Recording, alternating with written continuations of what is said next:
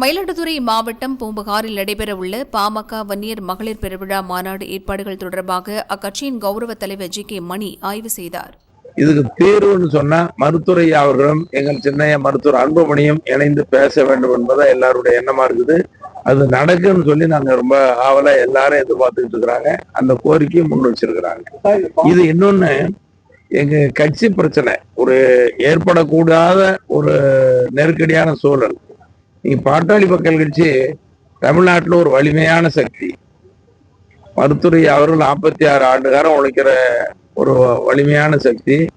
மருத்துவர் அன்புமணி அவர்களை முன்னிலைப்படுத்தி நடத்தப்படுகிற அந்த கட்சியில ஒரு நெருக்கடி சூழல் உருவாகி இருக்குது. அது விரைவில் தீர்வுன்னா நாங்களும் நம்பிக்கையோட எதிர்பார்த்துக்கிட்டு இருக்கிறோம். எல்லாரும் அதான் எதிர்பார்க்கிறோம். இந்த தீர்வுக்கு வழி என்னன்னு சொன்னா வழி இருவரும் சேர்ந்து பேசுறதா வழியா இருக்குன்னு கருதுறோம். இதுக்கு மேல கட்சி பத்தி எங்க நடவடிக்கைகளை பத்தி இந்த மாநாட்டுல சொல்றது சரியா இருக்காது. மாநாடு முடிஞ்ச பிறகு கூட அதை பத்தி மற்ற செய்திகள்லாம் சொல்லுவாங்க. இது மருத்துவரை சொல்லுவாங்க.